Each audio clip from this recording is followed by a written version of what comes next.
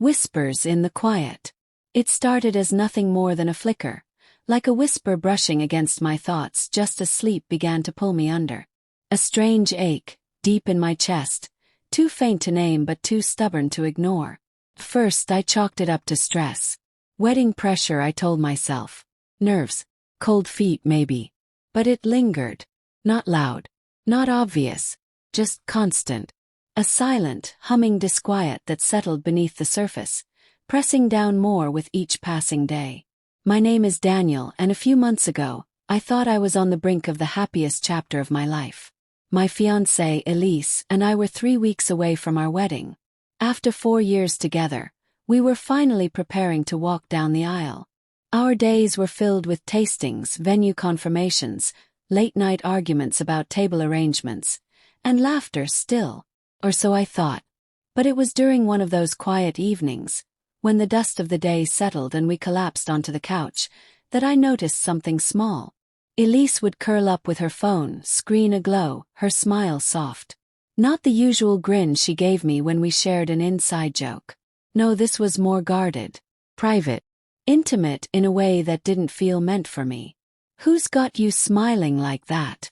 I asked one night, trying to sound casual. She brushed a strand of hair behind her ear, still smiling. "Oh, just Marcus. An old friend from college. He's going through a tough time." Her tone was easy, unconcerned. But something about it struck me wrong. In all our years together, she'd never once mentioned Marcus. Not in stories, not in passing. Nothing. I wanted to let it go. I told myself I was being paranoid, insecure. That love meant trust. And I did trust Elise, at least I thought I did. But the feeling wouldn't go away. Soon after, she started locking her phone. A new habit. Innocent to some but jarring for us. We'd never kept passcodes. We didn't need to. Or at least I thought we didn't. Then came the hushed phone calls on the balcony. Her voice low and careful, falling silent if I stepped too close. The pause when I asked to borrow her phone, the flicker of hesitation in her eyes before handing it over. It all added up. Brick by brick, those little things built a wall between us. I tried to climb over it with love, with patience, but I was met with silence and deflection. One night, while Elise was in the bathroom, her phone buzzed on the kitchen counter. I stood frozen. That unease in my chest was no longer a whisper. It was screaming. Picked it up. I told myself I wouldn't snoop. That I'd just confirm there was nothing to worry about. I knew her passcode just from watching her, not from spying. My hands trembled as I unlocked the screen. Marcus' name was at the top. Tapped it. I don't know what I expected. Maybe I hoped to see her comforting an old friend through a rough patch. But that wasn't what I found. Instead, I saw late-night messages packed with shared memories, inside jokes, and a closeness that had no place in a committed relationship. Photos of the two of them from college.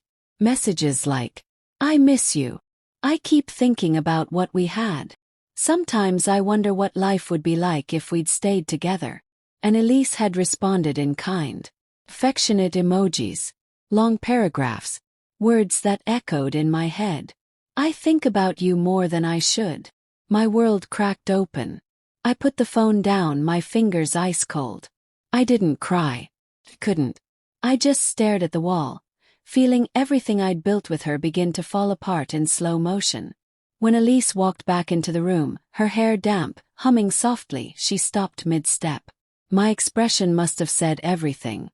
I didn't raise my voice. I didn't throw accusations. I just asked quietly, "How long has this been happening?" She froze. Her shoulders sagged. "I didn't mean for it to happen," she said, voice thin and broken. "It started as just talking. But I already knew. Emotional affairs can be just as devastating as physical ones. Sometimes more." She wasn't just talking to Marcus. She was leaning on him. She was letting him have the pieces of her heart that should have been mine. The wedding was off. She cried, begged, promised it was just a moment of weakness. That it hadn't gone too far. But for me, it had already gone far enough. The trust was broken.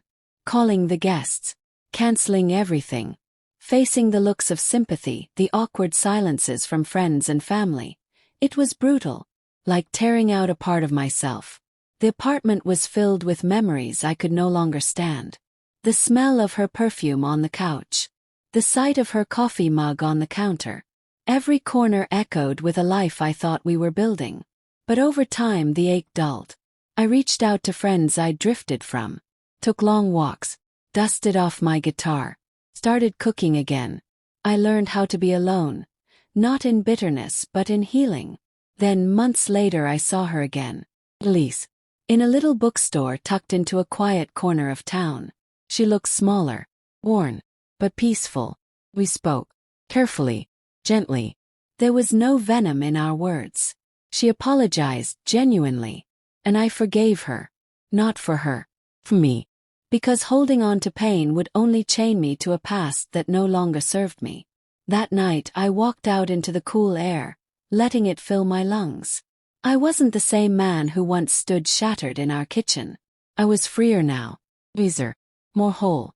That voice in my chest, the one I tried to silence, it had been right all along. And by listening to it, I'd saved myself from a lifetime of pretending.